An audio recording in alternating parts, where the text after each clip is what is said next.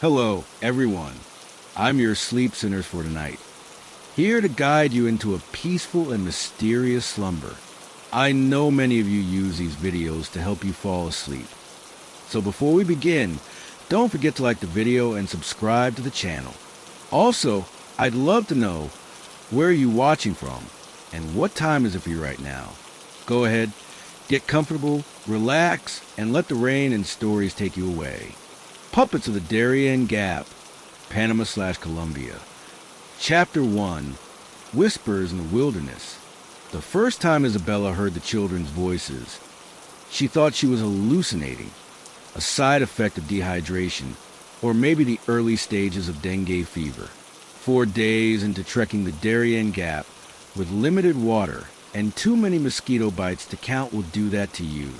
But when Mateo froze beside her, his body tensing like a hunting dog on point, she knew she wasn't imagining it. "Did you hear that?" he whispered, sweat trickling down his temple despite the dense canopy overhead blocking the worst of Panama's midday sun. Isabella nodded, adjusting the medical supply pack digging into her shoulders. As humanitarian aid workers, they'd been warned about everything in this lawless stretch between Colombia and Panama. The traffickers, the desperate migrants, the natural dangers.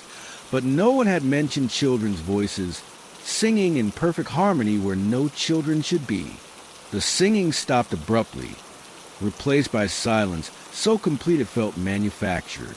Even the insects had gone quiet. "We should keep moving," said Carlos, their guide, his weathered face betraying an uncharacteristic anxiety. "This part of the jungle, people say things live here that shouldn't." "What people?" Isabella pressed. But Carlos just shook his head, machete already slicing to the undergrowth ahead. That's when she saw it. A flash of white against the verdant green. A piece of paper impaled on a thorn bush, fluttering weakly in the non-existent breeze. Isabella pulled it free before Carlos could stop her. It was a map, hand-drawn in what looked like charcoal, childish in its execution, but precise in its details. And there, marked with a crude star just northeast of their position, was something labeled simply Nosotros. Us. "We have to check it out," Isabella said, already knowing Carlos would object. There could be children in trouble.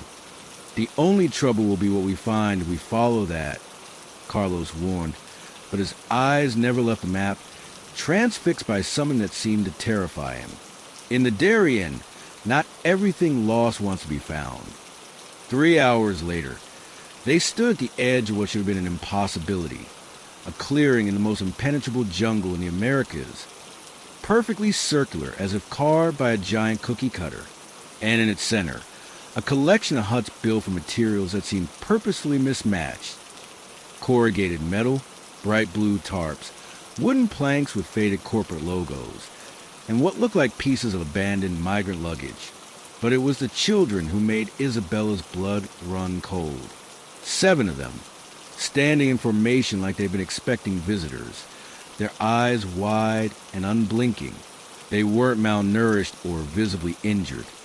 The usual signs Isabella looked for in her humanitarian work. But there was something profoundly wrong in how they stood, too still, too synchronized. And when the smallest one, a girl who couldn't have been more than 6, finally spoke, her voice carried the gravel depths of someone who had lived for decades. "You came," the girl said in perfect Spanish, though with an accent Isabella couldn't place. "Just like they said you would." "Who said?" Mateo asked, but Isabella already knew the answer wouldn't make sense. The girl smiled, revealing teeth too perfect for a child in this wilderness. "The others," she replied, gesturing to the empty air beside her. "The ones who walk with us. The ones who speak through us when the jungle needs to talk." And then, as if rehearsed, all 7 children tilted their heads at precisely the same angle, their smiles identical, their hollow eyes reflecting nothing of the fading daylight. "We've been waiting so long for someone to play with," they said in unsettling unison. "Won't you stay and be our friends?" Behind Isabella, Carlos made the sign of the cross. Ahead, the children's smiles widened in perfect synchronization. And somewhere in the jungle beyond the clearing, something large began to move toward them through the undergrowth. The machete felt heavier in Isabella's hand than it should have, its blade reflecting fragments of the setting sun filtering through the canopy. They'd retreated from the clearing an hour ago, Carlos practically dragging them away despite Isabella's professional instincts screaming that they couldn't leave children alone in the Darien Gap. Those aren't children, Carlos had insisted once they were a kilometer away, his voice shaking. Not anymore.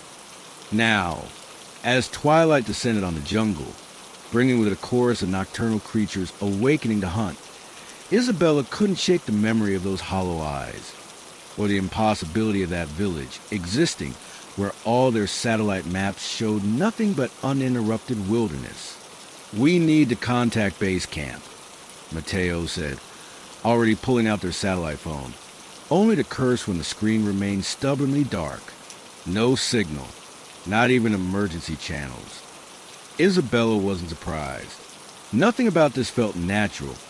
Not the village, not the children, and certainly not the way technology seemed to falter around them. Even her watch had stopped precisely when they'd entered the clearing. "We should camp here," Carlos suggested, though his expression made it clear he preferred to keep moving through the night. Whatever those things are, they rarely leave their territory. Rarely isn't never, Isabella pointed out, but she was already shrugging off her pack. Night travel in the Darien was suicide, supernatural children or not. As they set up a minimal camp, no fire, just sleeping bags beneath a hastily strung tarp, Isabella pulled out the map they'd found. In the fading light, she noticed something she'd missed before. Tiny stick figures drawn along the paths, dozens of them. Some appeared to be walking. Others were clearly lying down. Dead, she realized with chill. The map wasn't just showing their route to the village. It was showing the fates of others who had traveled the same path. "Carlos," she whispered, showing him the grim illustrations. "What do you know about this place?" Really, the guide was silent for so long Isabella thought he might not answer. When he finally spoke, his voice was barely audible over the jungle sounds. "My grandmother was indigenous to this region. She told stories of Los Tigers, the puppets, children who wandered too far into the Darien and were claimed by something ancient that lives in the gap between countries, in the gap between worlds." He traced a weathered finger over the childlike drawing. "They say it speaks through the children, uses them to lure others, migrants, adventurers, aid workers like you. That's just local superstition," Mateo said, but his voice lacked conviction. "Is it?" Carlos challenged. "Then explain why those children had no footprints leading to or from that village, or why they all blinked at exactly the same time." Isabella hadn't noticed that detail, but now that Carlos mentioned it, she recalled the unsettling synchronization. 7 children moving as one. "What happens to people they lure in?" she asked, already dreading the answer. Carlos folded the map carefully, as if touching it too roughly might summon its creators. They become part of it. New puppets, new voices. A twig snapped in the darkness beyond their camp, and all 3 froze. For several heartbeats, the only sound was their breathing and the distant call of a bird Isabella couldn't identify. Then, faintly at first but growing stronger, came the sound of children singing, the same harmonious melody they'd heard earlier, but now seeming to come from all directions at once. "We need to move," Carlos whispered urgently, already stuffing his sleeping bag into his pack. "Now." But as they scrambled to break camp, Isabella realized with growing horror that she no longer recognized their surroundings. The trail they'd followed was gone, replaced by dense undergrowth that hadn't been there minutes before. Even the stars visible through breaks in the canopy seemed arranged in unfamiliar patterns. "Mateo," she called, turning to where her colleague had been standing, only to find empty space. Mateo! She hissed louder, panic rising in her throat. Carlos grabbed her arm, pointing silently to the ground. There, illuminated by Isabella's flashlight, was a single set of footprints leading into the jungle, as if Mateo had simply walked away while they weren't looking. And beside the footprints, scratched into the mud, was a crude stick figure walking toward a star. They started playing, Carlos whispered, his face ashen in the dim light. And I think we've already lost the first round. The singing grew louder, and somewhere in the darkness, Mateo began to scream. Chapter 2, The Hollow Ones. Dawn broke reluctantly over the Darien Gap. Weak sunlight struggling to penetrate the canopy. Isabella hadn't slept, her back pressed against a massive saber tree, machete clutched in white-knuckled hands. Carlos sat beside her, eyes bloodshot from the same vigilance. Of Mateo, there was no sign. The children singing had continued intermittently throughout the night, punctuated by sounds Isabella refused to identify as Mateo's voice joining their chorus. By morning, both had stopped. "We need to find him," Isabella said, her voice hoarse from dehydration and unshed tears. Carlos didn't argue, but his expression was that of a man attending a funeral. "We will search," he agreed. "But Isabella, if we find him, he may not be Mateo anymore." They packed in silence and began moving in the direction of the footprints, though these two had become confused during the night, sometimes doubling back on themselves, sometimes stopping abruptly as if Mateo had simply vanished mid-step. Isabella tried the satellite phone again. "Still dead. How do you know so much about these puppets?" Isabella asked as they walked, partly to distract herself from imagining Mateo's fate, partly because knowledge felt like the only weapon they had left. Carlos ducked under a low-hanging branch dripping with morning condensation. "My cousin disappeared here when I was 12. He was a guide like me. They found him 3 weeks later, walking out of the gap with 7 European tourists he'd been leading." He paused, machete suspended mid-swing. Except it wasn't him. It walked like him, talked like him, had all his memories. But my aunt knew immediately. Whatever came back wasn't her son.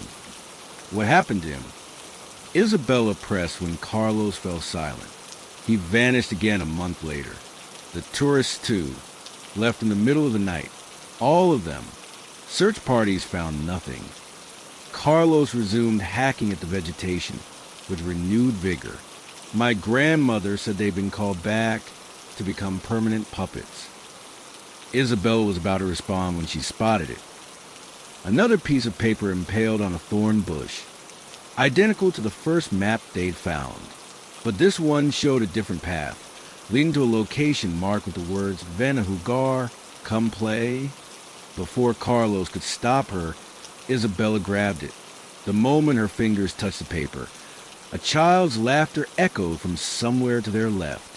"This way," Isabella said, already moving toward the sound. "Isabella, no." Carlos called, but she was beyond caution now. Whether these children were supernatural puppets or just lost souls in need of help, she couldn't leave Mateo with them.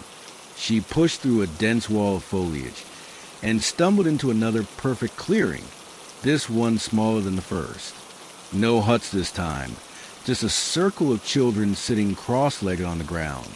7 of them, including the same small girl from yesterday. And in the center of their circle, sitting just as still and just as wrong, was Mateo. "Mateo," Isabella called softly, machete extended defensively in front of her. He turned, movements fluid yet somehow mechanical, like a well-designed marionette. His eyes, when they met hers, were as hollow as the children's. "Isabella," he said, his voice overlaid with something else. Multiple voices speaking in imperfect unison. "You should join us. The game is just beginning." Carlos finally caught up, his breathing heavy. He grabbed Isabella's arm, trying to pull her back, but she shook him off. "What have you done to him?" she demanded of the children. The small girl tilted her head, that same unnatural angle from yesterday. We've helped him see. There's so much suffering in the gap, migrants dying, children separated from parents, so much pain. She gestured to Mateo with a fluid sweep of her arm. He doesn't feel that anymore. None of us do. Let him go, Isabella said, trying to sound authoritative despite the tremor in her voice. All 7 children laughed simultaneously, the sound echoing strangely in the clearing, as if bouncing off walls that weren't there. That's not how the game works, the girl replied. But we'll make you a deal. Beat us at our game, and you can take him back. What game? Carlos asked, suspicion heavy in his voice. Hide and seek, said another child, a boy who looked about 10. We hide, you seek. Find all 7 of us before sunset, and your friend is free. Failing, you join us. And if we refuse to play? Isabella asked. The girl's smile widened unnaturally. Then you'll never find your way out of the gap. The jungle listens to us. The paths move when we ask them to. Isabella looked at Mateo, searching for any sign of the friend she knew. His face remained blank, eyes fixed on middle distance. Fine, she said. Fine. Isabella reluctantly agreed, and they set off toward the nearest marked hiding spot according to the maps. The jungle seemed to resist their progress, vines catching their ankles, branches swinging back into their faces after Carlos cut them. Even the ground felt wrong, sometimes spongy, sometimes unexpectedly hard, as if the earth itself was trying to slow them down. They found the first child, the small girl, hiding inside a hollow log. She didn't run when they approached, just smiled that too wide smile. Found one, she said cheerfully. But time is passing. Indeed. Isabella was alarmed to notice the sun had moved significantly in the sky. What should have been a 30-minute hike, to find the girl had somehow taken hours. The second child was perched in a tree, his legs dangling casually from a branch that should have been impossible for a child his size to climb. The third they found floating face up in a small pond, unbreathing yet smiling when they approached, then sitting up without disturbing the water's surface. Each discovery left Isabella more unsettled than the last. None of the children attempted to run or hide further once found. They simply acknowledged their discovery and pointed them toward the next, as if the game's outcome was already decided. By the time they found the 6th child, standing perfectly still in a patch of sunlight, arms extended like a scarecrow, the sun was already touching the western canopy. Sunset was less than an hour away. One more, Isabella said, checking the map with shaking hands. But the last star is back near the original village, and it's too far. We'll never make it in time. Carlos studied the map, then looked up sharply. Unless that was the point all along, to separate us, to make us circle back. A cold realization settled over Isabella. They didn't want us to find them all. They wanted us running in circles while something else happened. Mateo, they said simultaneously, and began running back toward the clearing where they'd left him. The jungle seemed to fight them even harder on the return journey. Branches whipping at their faces, roots rising from nowhere to trip them. What should have been a direct path turned confusing. Landmarks Isabella was certain they'd passed appearing again from impossible directions. When they finally burst back into the clearing, the sun was a red sliver on the horizon, and Mateo was gone. In his place sat the 7th child, a boy of about 12 wearing what Isabella recognized with horror as Mateo's shirt, torn and repurposed as a vest. You lose, the boy said in Mateo's voice, but overlaid with that same choral effect. You didn't find us all. Where is he? Isabella demanded, raising the machete, though she knew instinctively it would be useless against these beings. Becoming, the boy replied cryptically, like we all did, like you will. The other 6 children melted out of the jungle around them, forming a circle. In the fading light, Isabella could see what she'd missed before. The subtle wrongness in their proportions. Limbs slightly too long or too short, heads slightly too large or small for their bodies. As if whoever or whatever had formed them had an imperfect understanding of human anatomy. "The game isn't over," Isabella said desperately as darkness began to claim the clearing. "We found 6 of you. That should count for something." The small girl stepped forward, her movement fluid yet mechanical. "It does. Because you tried so hard, we'll give you one more chance." She pointed to a narrow gap in the foliage, where a faint light glimmered. "Through there, the final game awaits. Win, and you can have your friend back." Carlos grabbed Isabella's arm. "We need to run," he whispered urgently. "Now, while we can still see, we might find our way out." But Isabella knew they wouldn't. Whatever controlled the children controlled the jungle itself. Their only path forward was through. "What's the final game?" she asked, addressing the girl directly. The child's smile was knowing, ancient, the oldest game, the one that decides who stays and who goes. She gestured again to the gap in the foliage. "But hurry, he's waiting and he's so hungry for company." As if on cue, from somewhere beyond the gap came Mateo's voice, his real voice, without the choral overlay, screaming Isabella's name in pure terror. Without hesitation, Isabella plunged toward the sound, Carlos's protest fading behind her as the jungle swallowed her whole. Chapter 3. The Puppet Master. The path through the gap in the foliage should have been short, just a few meters of tangled undergrowth.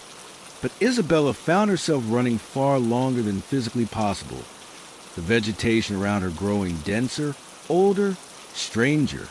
Plants she couldn't identify with twisting. Almost anatomical structures loomed on either side, their surfaces glistening wet in the near darkness. Behind her, she could hear Carlos crashing through the growth, calling her name with increasing desperation. Ahead, Mateo's screams had stopped, replaced by an eerie silence broken only by what sounded like wooden joints clicking. When the tunnel of vegetation finally opened up, Isabella stumbled to a halt, her mind struggling to process what lay before her. It wasn't the village she'd expected or another clearing. Instead, she stood at the edge of what appeared to be an ancient amphitheater carved directly into the living jungle. Massive roots formed natural seating tiers, descending toward a central stage area illuminated by bioluminescent fungi. The air smelled wrong, not the typical rotting vegetation of the jungle, but something chemical, almost medicinal. And on the stage, Mateo knelt his back to her, head bowed as if in prayer or submission. "Mateo," Isabella called softly, machete held ready as she descended toward him. He didn't respond, didn't move. As she drew closer, Isabella could see thin, almost invisible filaments extending upward from his limbs, his neck, his back, disappearing into the darkness above, like puppet strings. "I thought you'd come," said a voice from the shadows beyond Mateo, a voice that sounded like many layered on top of each other, children and adults speaking in imperfect unison. They always do when someone they care about is taken. From the darkness emerged a figure that made Isabella's breath catch. At first glance, it appeared to be a tall man in tattered clothing, but as it stepped into the fungal light, she saw the truth. It wasn't a man at all, but a construct, a puppet itself, but grotesquely large, its body assembled from what looked like desiccated plant matter and other materials Isabella's mind rebelled against identifying. Its face was a crude wooden mask with 3 vertical slits where eyes should be. Carlos finally burst through behind her, skidding to a stop with a strangled gasp when he saw the towering puppet thing. "El Titiritero," he whispered. "The puppet master." The creature inclined its misshapen head. Someone called me that. It acknowledged, its voice still that disturbing chorus of overlapping tones. Others have called me the gap itself, the space between, the forgotten god of lost places. It gestured with unnaturally jointed fingers toward Mateo. But names matter less than purpose, and my purpose is collection. Let him go, Isabella demanded, stepping forward despite Carlos's restraining hand on her shoulder. You said there was a final game. Let's play it and be done. The puppet master made a sound like dry leaves rustling. Laughter, Isabella realized with chill. Direct. I appreciate that. It gestured, and the strings controlling Mateo briefly glowed with faint blue light. The final game is simple. A trade. I need vessels to extend my influence beyond the gap. To speak to the world that's forgotten old gods like me. The children you met. They're temporary vessels, limited by their forms. But adults can go farther, do more. You want one of us to take Mateo's place, Carlos said flatly. One volunteer is all I require, the puppet master confirmed. Become my emissary to the world beyond, and your friend goes free. Isabella stared at the grotesque entity, mind racing. There had to be a trick, a loophole, some way out that didn't involve sacrificing herself or Carlos. And if we refuse, she asked, buying time. The creature's mask tilted, those vertical slits somehow conveying amusement. Then I keep all three of you. The gap grows hungry as more migrants take the metal birds instead of walking my paths. I must adapt.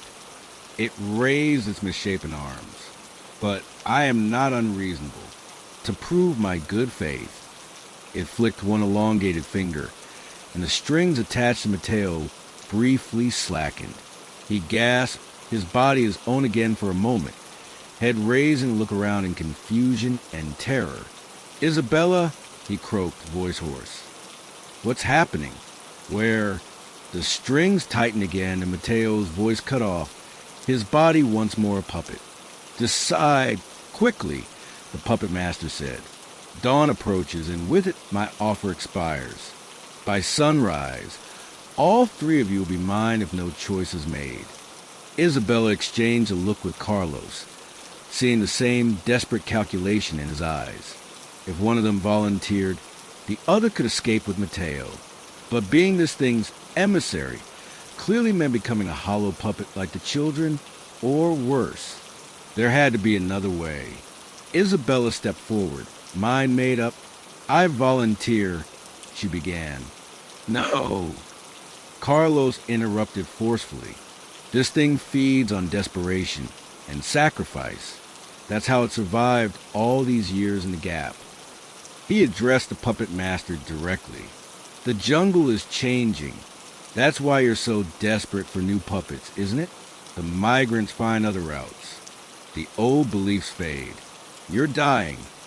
The creature went perfectly still, the chorus of voices momentarily discordant before resynchronizing. Clever guide, it acknowledged, but understanding my nature doesn't change yours. Humans will always sacrifice for those they care about. It is your greatest weakness and my greatest strength. Unless we find a third option, Isabella said, an idea forming. She turned to Carlos. The maps. How old do you think that paper is? Carlos frowned, then understanding dawned. Not old at all. Modern pulp, probably from migrant trash. Isabella faced the puppet master again. You're not as powerful as you pretend. You're confined to this part of the gap. You need human vessels because you can't leave on your own. She gestured to the amphitheater around them. All this, it's impressive, but it's theater, designed to frighten us into submission. The creature's mass remained impassive, but the strings controlling Mateo vibrated slightly, as if tensing. You know nothing of my power, it said, but there was a defensive note in the chorus now. I know you didn't create those children, Isabella pressed, the theory cementing as she spoke. You found them, lost migrant children who died crossing the gap. You're using their bodies like puppets, but you're not strong enough to fully animate them. That's why they move so strangely, why they all blink at the same time. Carlos picked up her thread, and you can't maintain your influence beyond a certain range. That's why the village never moves. Why you create these elaborate games to bring people to you instead of simply taking them. The puppet master raised its misshapen arms, and the entire amphitheater seemed to shudder. Roots cracked, fungi flickered. Enough! The chorus of voices boomed. I am ancient. I am the gap itself. But Isabella could see it now. The desperation beneath the bluster. This entity, whatever it truly was fading as the world changed around it. Fewer believers, fewer migrants taking the land route, fewer sacrifices to sustain it. We'll make you a different offer, Isabella said, lowering her machete. Release Mateo, and we'll bring you something better than 3 unwilling puppets. The creature went still again, those vertical slits focused intently on her. What could you possibly offer that would outweigh 3 new vessels? Recognition, Isabella said simply. Carlos and I both work with migrant aid groups. We can spread your story. Make sure every guide, every migrant knows to leave offerings when they pass through the Darien. Food, trinkets, respect. The old ways on it again. It was a desperate gamble. Isabella had no intention of actually encouraging superstition that might lead to more victims, but she needed to appeal to what she sensed was this entity's true desire, acknowledgement, remembrance. The mask tilted, considering. Pretty words, but words fade. Puppets last. Until they rot, Carlos interjected. How long do those children's bodies last before you need new ones? Years? Decades at most. He shook his head. But stories, traditions, those can last centuries. The creature moved closer to Mateo, reaching one distended hand to touch his head almost tenderly. And if I agree, what guarantee do I have that you'll fulfill your promise once you're beyond my reach? Isabella thought quickly. Take something from each of us. A token. If we break our word, you keep the tokens and we'll know you're displeased. She had no idea if this entity could actually affect them once they left the gap, but the suggestion of vulnerability might appeal to it. The amphitheater trembled again, but softer this time. Less rage, more contemplation. Finally, the puppet master spoke, its chorus of voices slightly subdued. 3 tokens freely given. 3 stories spread to all who would cross my domain. And in return, the friend goes free. It extended its malformed hand. Do we have an agreement? Isabella looked at Carlos, who gave a tight nod. Whatever this thing was, ancient deity, collective consciousness of the jungle, or just a particularly powerful parasite, they needed to get Mateo away from it. Agreed, Isabella said firmly. The puppet master's vertical slits seemed to widen slightly. Then let us complete our transaction. It gestured, and the strings controlling Mateo retracted into the darkness above. He collapsed forward, gasping as if surfacing from deep water, his body his own again. Isabella rushed to him, helping him sit up as he blinked in confusion. Isabella? Carlos? Where are we? Later, Isabella promised, helping him to his feet. He was weak, but otherwise seemed unharmed, physically at least. The psychological trauma would come later. She knew. The tokens, the puppet master reminded them, extending its hand again. Carlos stepped forward first, removing a wooden cross that hung around his neck. My grandmother gave me this for protection in the gap, he said, placing it in the creature's palm. I offer it freely. Isabella hesitated, then reached into her pocket and withdrew her medical school graduation ring. This represents my oath to help others, she said, placing it beside the cross. I offer it freely. They both looked at Mateo, who was still disoriented, but seemed to understand something important was happening. Shakily, he reached for his wrist and removed a braided string bracelet. My daughter made this, he said hoarsely. For luck, I offer it freely. The puppet master closed his malformed fingers around the 3 tokens, which seemed to sink into its palm. absorbed into its strained composite body. The bargain is struck, the chorus of voices intoned. Go now, before I reconsider my generosity. Behind them, the vegetation parted, revealing a clear path illuminated by more of the bioluminescent fungi. At the far end, Isabella could see the first hint of dawn light, supporting Mateo between them. Isabella and Carlos backed away from the puppet master, not trusting enough to turn their backs. As they reached the path, the creature spoke one final time. Remember your promise. Aid workers. Ensure I am not forgotten, or I shall ensure you never forget me. The vegetation closed behind them as they hurried down the path, effectively sealing off the amphitheater.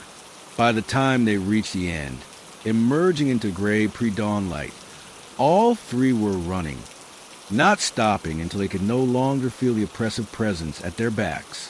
When they finally collapsed, gasping for breath in a small natural clearing, the jungle around them seemed normal, just a Darien gap as it should be, dangerous but natural, without the wrongness they'd experienced.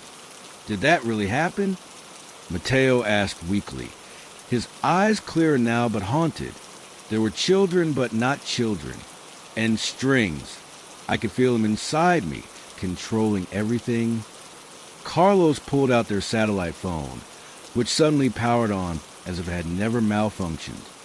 Reception, he said with visible relief. We can call for extraction. As he made the call, Isabella sat beside Mateo, who was staring at his empty wrist where the bracelet had been. My daughter will be upset I lost her gift, he said quietly. Isabella touched his shoulder gently. We'll tell her you gave it to someone who needed its luck more. Mateo nodded slowly, then looked at her with troubled eyes. Isabella, that thing, what was it really? She considered lying, telling him it had been a collective hallucination from contaminated water or toxic plants. But after what they'd experienced, Mateo deserved honesty. I don't know, she admitted. Maybe something ancient that was worshipped by indigenous people long ago. Maybe something else entirely. But I think it's dying. The world is changing too fast for entities like that to survive unchanged. What about our promise, he asked, to spread its story? Isabella exchanged a look with Carlos, who had finished the call and rejoined them. We'll keep our word, Carlos said firmly, not to create fear or superstition, but as a warning, to remind people that the gap deserves respect.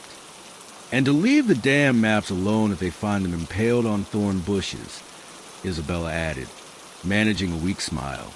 As the sun rose fully over the Darien Gap, they heard the distant thrum of helicopter rotors. Their extraction was coming. Soon they would leave this place behind, carry with them a story few would believe and fewer still would understand. But as they stood to signal the approaching helicopter, Isabella couldn't shake the feeling that they were being watched. Not with malice, but with the patient, eternal gaze of something that measured time in centuries rather than hours.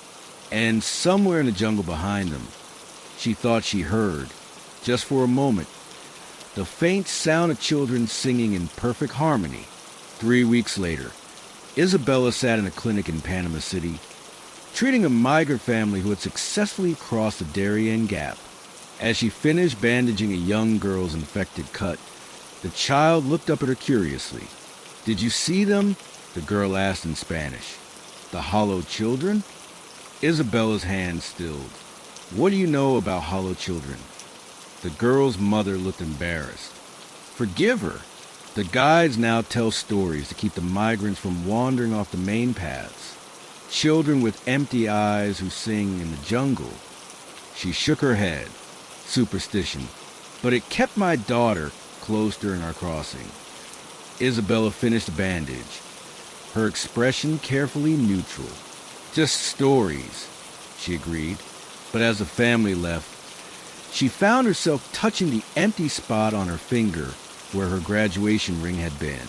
Outside the clinic window, a colorful jungle bird landed on the sill, watching her with unusual intensity. "Did that really happen?" Mateo asked weakly, his eyes clearer now but haunted. There were children but not children, and strings. I could feel them inside me, controlling everything. Carlos pulled out their satellite phone, which suddenly powered on as if it had never malfunctioned. "Reception," he said with visible relief. "We can call for extraction." As he made the call, Isabella sat beside Mateo, who was staring at his empty wrist where the bracelet had been. "My daughter will be upset. I lost her gift," he said quietly. Isabella touched his shoulder gently. "We'll tell her you gave it to someone who needed its luck more." Mateo nodded slowly, then looked at her with troubled eyes. "Isabella, that thing, what was it really?" She considered lying, telling him it had been a collective hallucination from contaminated water or toxic plants. But after what they'd experienced, Mateo deserved honesty. "I don't know," she admitted. "Maybe something ancient that was worshipped by indigenous people long ago. Maybe something else entirely. But I think it's dying. The world is changing too fast for entities like that to survive unchanged." "What about our promise?" he asked. "To spread its story?" Isabella exchanged a look with Carlos, who had finished the call and rejoined them.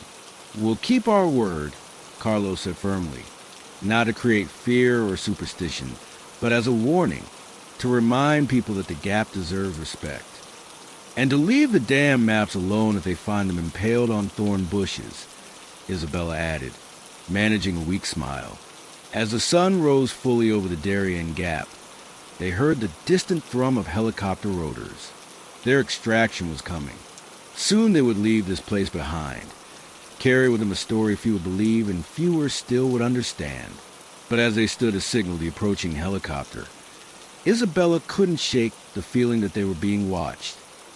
Not with malice, but with the patient, eternal gaze of something that measured time in centuries rather than hours. And somewhere in the jungle behind them, she thought she heard, just for a moment, the faint sound of children singing in perfect harmony. 3 weeks later, Isabella sat in a clinic in Panama City, treating a migrant family who had successfully crossed the Darien Gap. As she finished bandaging a young girl's infected cut, the child looked up at her curiously. "Did you see them?" the girl asked in Spanish. "The hollow children?" Isabella's hand stilled. "What do you know about hollow children?" The girl's mother looked embarrassed. "Forgive her. The guides now tell stories to keep the migrants from wandering off the main paths. Children with empty eyes who sing in the jungle." She shook her head. "Superstition. But it kept my daughter close during our crossing." Isabella finished the bandage, her expression carefully neutral. "Just stories," she agreed. But as the family left, she found herself touching the empty spot on her finger where her graduation ring had been. Outside the clinic window, a colorful jungle bird landed on the sill, watching her with unusual intensity. For just a moment, Isabella could have sworn its head tilted at that same unnatural angle she'd seen in the gap. Then it flew away, leaving her wondering if their bargain had truly ended when they left the jungle, or if the puppet master's influence was more far-reaching than they believed. She shook off the feeling and returned to her work. There were more migrants to treat, more stories to hear.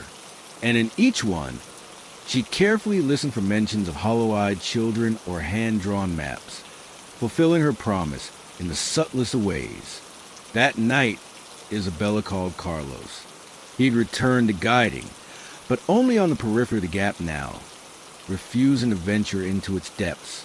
"I heard another one today," she told him without preamble. "A family from Venezuela. The father said they felt like they were being followed by children's laughter, but never saw anyone." Carlos was silent for a moment.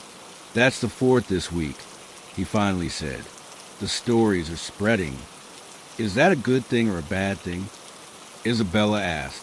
"Both," Carlos replied. "Just like we intended. warning people away from the deepest parts, but keeping the memory alive. He paused. Have you spoken to Mateo? Isabella sighed.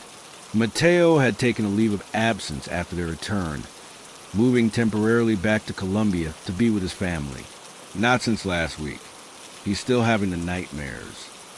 We all are, Carlos said quietly.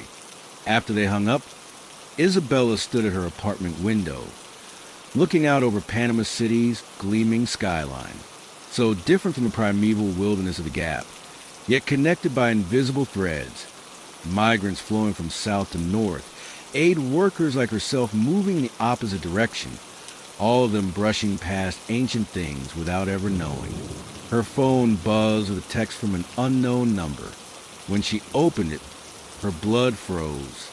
It was a picture of a simple bracelet made of braided string, identical to the one Mateo had surrendered, lying in what looked like a child's palm. Beneath it, a message in Spanish. Thank you for keeping your promise. The children say hello.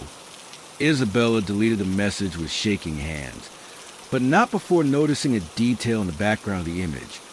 A clinic poster identical to one hanging in her workplace.